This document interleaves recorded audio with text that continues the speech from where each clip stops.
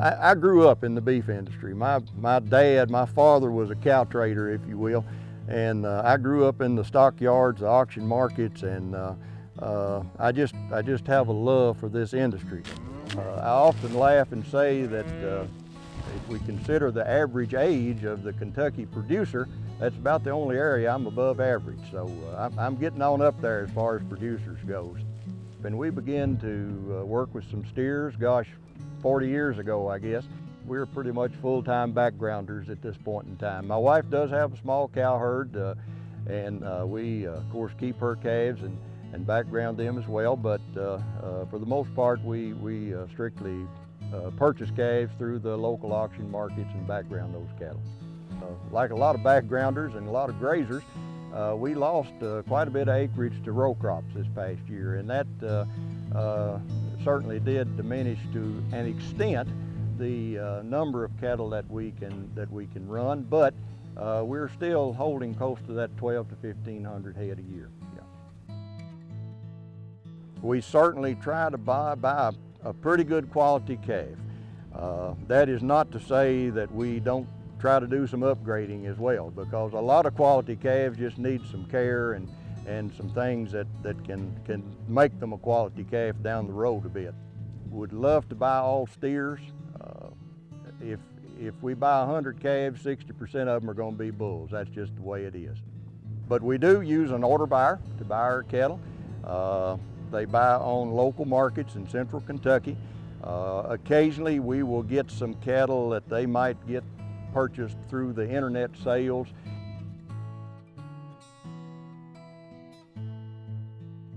When the calves first come in, of course, we will keep those calves in a pretty close proximity where we can hand feed them and monitor the health on those cattle for about 21 days. We will then begin to move them out into bigger pasture lots. We still tend to hand feed those cattle, if you will, till they get up about 600, 650 pounds. And then we put those cattle on self-feeders. With the feed that we're using, we can get 3 to 3 1/4 pounds a day out of these calves. After we bring them in and get them over in those bigger pastures, we will sort them size-wise. We will sort those cattle again when they go on feeders. And then prior to marketing, some 30 days prior to, we will sort again. We try to continually keep consistent cattle that look the same, have the same frame size, cattle that we feel like will perform basically the same when they get to the feed yard. None of these cattle will be in confinement. They will all be in a pasture-based system. We don't tend to overstock, but we have to feed, we have to supplement that pasture to make this thing work. Forage base here is mixed grasses, and we got legumes. We certainly, particularly on this farm, we've improved these pastures quite a bit with legumes. Of course, we provide a free choice mineral program. Again, not unlike anybody else. We do use rumensin in the mineral. We feel like that gives us some advantage as far as feed efficiency goes. We basically use a commodity mix of soy hulls and corn gluten and sometimes some wheat midds and distiller's grain. Maybe a little bit of corn depending on the price, but basically it's a commodity mix, and it works quite well for us. As far as a health protocol goes on our cattle, everything gets exactly the same thing. We have a standardized health program that we use. The people that buy our cattle, they know what that health program is. They're fully aware of that. We have tried various methods of giving that health program. We have tried right off the truck. We have tried waiting down the road a bit and doing it. We've tried several different things, and you know, sometimes all of them work. Sometimes none of them work. We will administer our vaccines upon arrival. That basically is what we do. We worm the cattle, we implant the cattle. We do use a intranasal vaccine, as well as the four-way vaccine for IBR.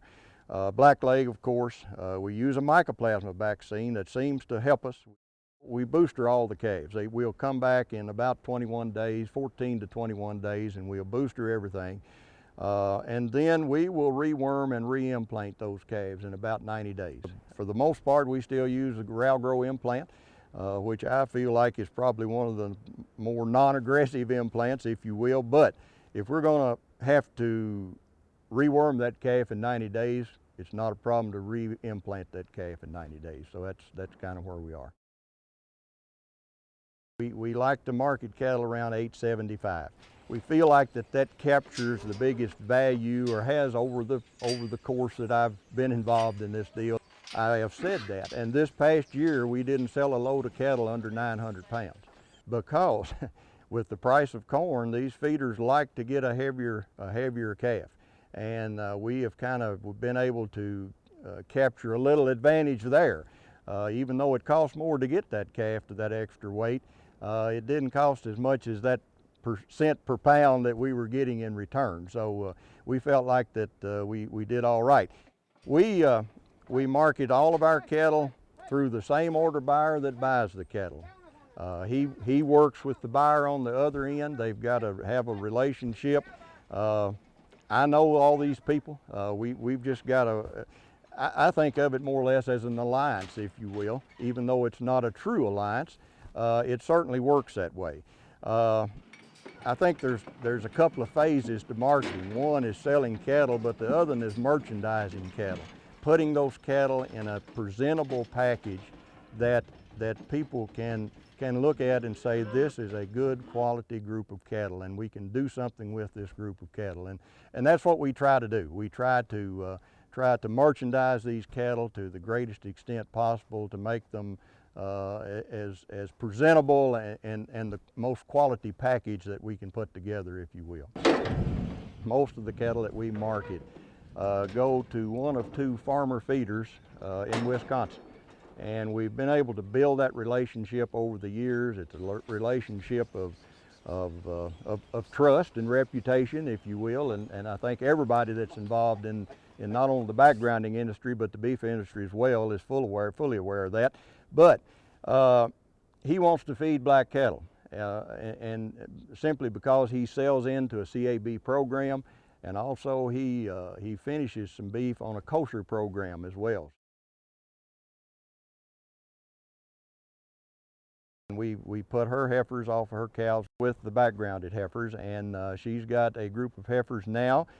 We usually sell those heifers target weight around 750 and get a little marketing advantage, if you will, by selling them in a group load lot that way. We do not implant the heifers. We PI test all of the heifers as well as the steers, but we PI test all the heifers, and we feel like those heifers, particularly now, the way this cow market is, those heifers not implanted and PI tested negative have a good marketing advantage when we sell those back in the spring. I guess the past 5 or 6 years we market freezer beef. We have several customers that are interested in a natural product, one without hormones or antibiotics. And with herd cows, we're able to segregate those calves away from the backgrounded herd because they're on an entirely different farm.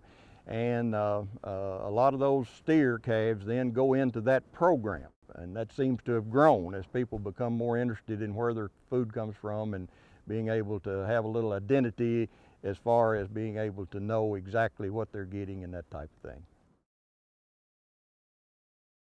Well, I think going forward, the biggest challenge that all of us face in any segment of the beef industry, but particularly our segment of backgrounding, is input cost. It certainly continues to be a challenge, and I don't see any area in the future where that's going to be any less of a challenge than what it is today.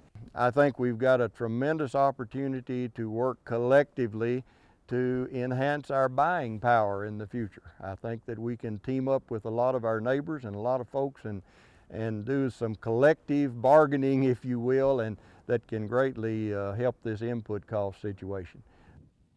I think we have a lot of outside influences that challenge us, not only in the backgrounding area, but our industry as a whole, and that is the way people view what we do, lack of understanding about what we do and how we do it, and just a lot of public relations, I guess you might say, that has the potential to adversely affect what we do in the future. I don't think that we can any longer afford to be reactive, if you will. We have to be proactive in a lot of areas. One of those areas is those outside influences that I talked about. We have to be willing to step forward and talk to people and talk to our neighbors and talk to the Lions Club and the Rotary Club and whoever else would be interested in listening as to how we do and what we do and the reasons for what we do, and take input from those people. They might have some ideas that could very well help us in the future. It's not just a one-sided situation. Some of those concerns are quite valid, and we need to be aware of those concerns and try to deal with them in the most positive manner I think we can. We feel like that we are very fortunate to be a part of the food production system in this country. I've got a great deal of passion. My whole family has a great deal of passion for this industry and what it's done for us and what it does to the livelihood of so many people, not only in this state but across this country. And we've just tried to take every opportunity that we could, if you will, to try to address situations and better the industry to the extent that we've had the ability and the opportunity to do so.